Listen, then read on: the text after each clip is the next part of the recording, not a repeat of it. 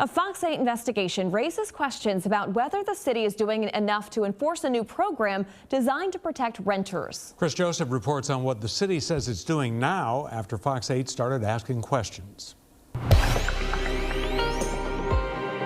seen the flames getting closer, and I just said, I'm out of here. Doug Parrish's living situation hasn't been easy these last few months. In September, a 5-alarm fire scorched his Gentilly Ridge apartment complex in New Orleans East. If I don't go back to this place, I'm literally back homeless, probably sleeping underneath the Pontchartrain Expressway again. We first met him at the Joe Brown Park Recreational Center, where the city temporarily sheltered displaced residents. Yeah, I was able to rescue all my cowboy stuff and everything, the 2 TVs, that chair. Parrish eventually moved into the Magnolia Gardens apartments a short drive away, but says he had to leave some things behind. I left a bed, I left a dresser. And he says his new place has problems too. Actually, there's one right there, rat dropping.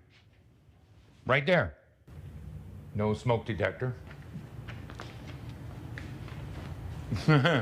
No smoke detectors here. Both apartments where Parrish has lived, Gentilly Ridge and now Magnolia Gardens, didn't register with a mandatory city program set up to protect renters like him for more than a year. I am committed to healthy homes and trying to improve the lives of the renters in the city. 5 yeas, 1 recusal. In 2022, the New Orleans City Council created the Healthy Homes program.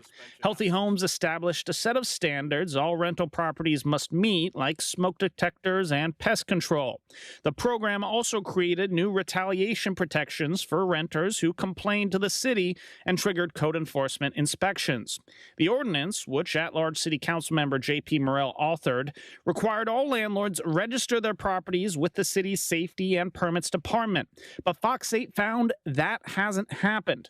Dr. Robert Collins is a Dillard University political analyst. It's sort of like a public relations program, like a feel-good program. Deadlines to register for the program varied by the number of rental units.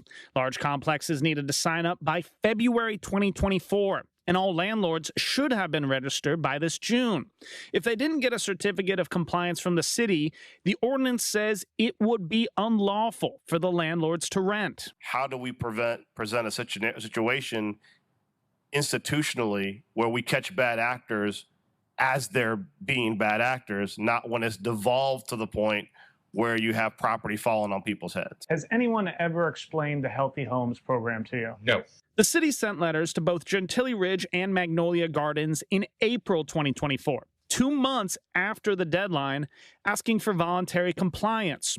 Records show the city charged both complexes $250 for not registering, but records show neither one paid. Gentilly Ridge caught fire this past September. In the aftermath, the city again asked the complex for voluntary compliance, giving it another 2 weeks. Gentilly Ridge's owner emailed Fox 8 acknowledging the property wasn't signed up, but says the complex underwent regular city inspections. He says those inspections show it's been a, quote, well-managed, well-maintained complex. The owner sent Fox 8 a record showing the complex applied to the program after the fire, which was 18 months after the deadline to register. Meanwhile, city records show Magnolia Gardens, where Parrish lives now, applied to Healthy Homes on Halloween, 19 months after the deadline. The city says it fined both complexes $50 for late applications. It says it could fine the complexes more if they're found not in compliance. Magnolia Gardens management hasn't made anyone available for an interview.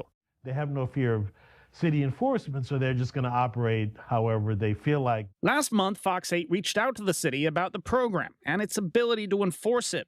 In response, the city released a statement saying it's now transitioning into an enforcement phase of the program. Remember, its deadline for large complexes to register was February 2024.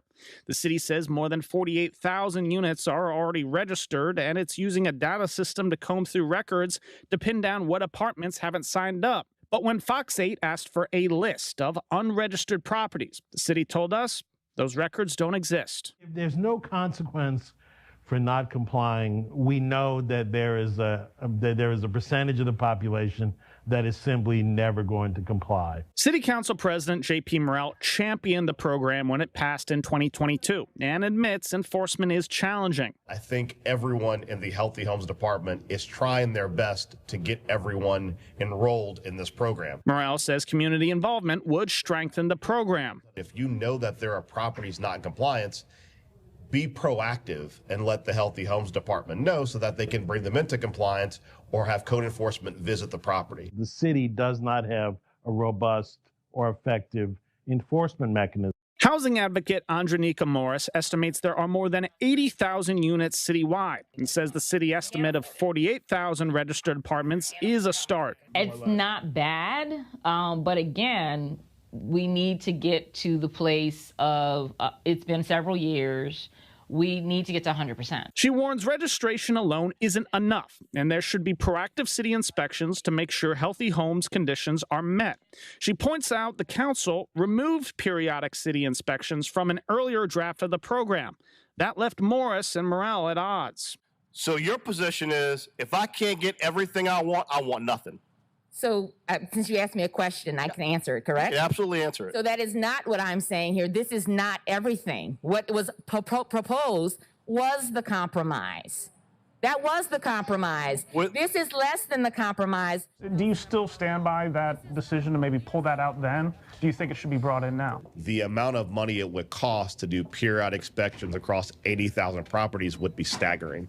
So the challenge is, we have to identify a floating source, a recurring source of revenue to fund something of that magnitude. We haven't identified that yet. The fear is that the people, we're going to continue this mass exodus, and that the only places where people are going to be able to live are substandard units or units that are overpriced, and there's nothing in the middle. Yeah. There's very little in the middle. There's a lesson that when you pass a city ordinance, you have to have an enforcement mechanism that goes along with that ordinance, and that enforcement mechanism has to be efficient and has to be robust. Otherwise, the ordinance doesn't mean anything. It's just words on a piece of paper. Back at Magnolia Gardens, Doug Parrish tries to move forward, still waiting as the city works to fully enforce a program meant to keep renters like him safe. Do you have hope things will get better for you? Oh yeah, I always look at the brighter side. My glass is always half full, never half empty.